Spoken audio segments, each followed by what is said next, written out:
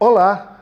Hoje, em nosso canal Sabedoria para Viver, trataremos do seguinte tema: o problema do sofrimento. E eu penso que é um tema por demais pertinente, afinal de contas, ninguém gosta de sofrer, não é verdade? Ninguém, naturalmente, gosta de ter de passar por qualquer que seja as aflições. Pode ser crente, pode ser ateu, a verdade é que ninguém gosta de encarar o sofrimento. E muitas vezes eu vejo que a religião tem sido buscada por muitos como que um meio para se amenizar o sofrimento. Muitos, levados por essa falsa impressão, até mesmo acham que as adversidades não devem fazer parte de sua vida e acabam as entendendo como se fossem um sinal de maldições. Agora, o certo é que ninguém está imune a sofrer. Ninguém. Agora preste atenção. Se sofremos, é certo que as aflições nos abatem, roubam a nossa coragem, em alguns casos até o ânimo de se viver, não é verdade? Mas o que parece um paradoxo é ao mesmo tempo a certeza de que Deus é soberano e que Ele tem o controle de tudo e de todas as coisas. Penso que é justamente entendendo esta verdade eterna que o apóstolo Paulo, escrevendo na carta aos Romanos, capítulo de número 8, verso de número 28, vem dizer claramente: todas as coisas concorrem para o bem daqueles que amam a Deus. Preste atenção que Paulo não faz qualquer exceção a esse princípio. Ele diz todas as coisas. E isso inclui, então, todas as coisas boas e todas as coisas que para nós são ruins.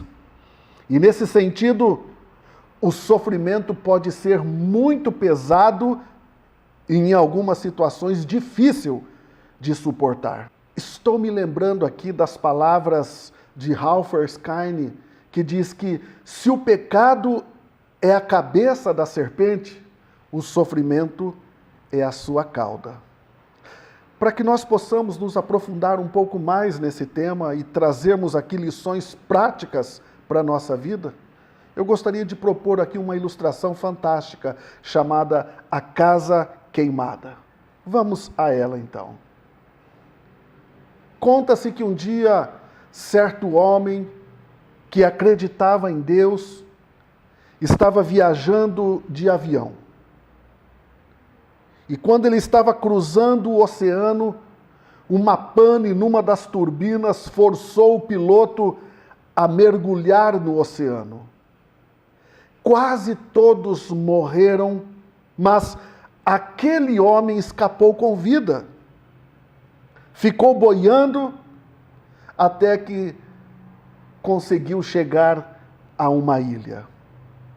Quando ele então chega na praia cansado, exausto, ele agradece a Deus por ter escapado da morte.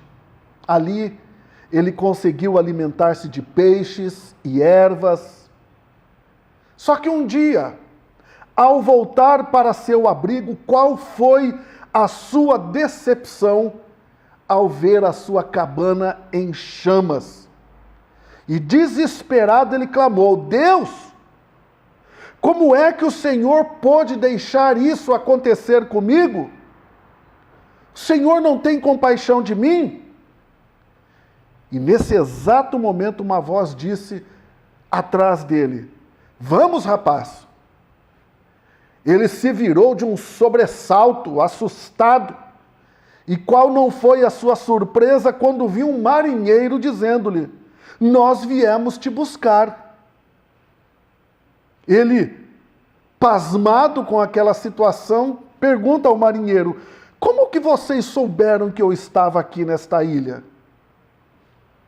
Ora, disse o marinheiro, nós vimos o sinal de fumaça, e o nosso capitão ordenou que viéssemos buscá-lo. E assim, aquele homem foi salvo. Quantas vezes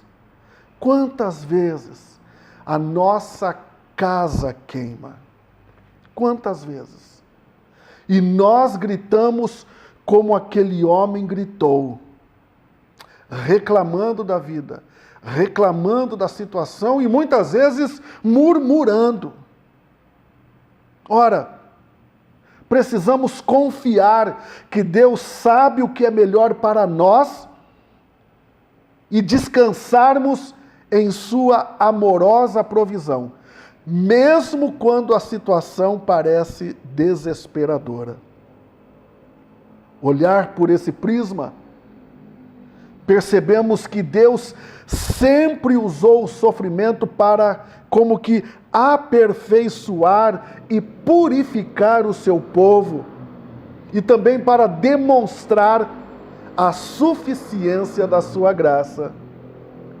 Quando não aceitamos esta verdade eterna, experimentamos preocupação, medo, dúvidas, ansiedade, ao passarmos por circunstâncias difíceis.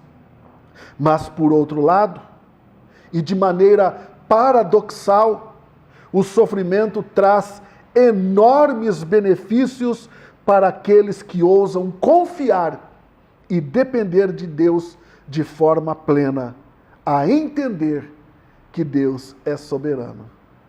Que o Senhor te abençoe e que a partir de hoje, quando você voltar e ver que a sua casa está queimando, não reclame, agradeça a Deus, porque é Deus estabelecendo o novo na sua vida, é Deus provendo livramento, salvação, uma nova vida. Fique na paz.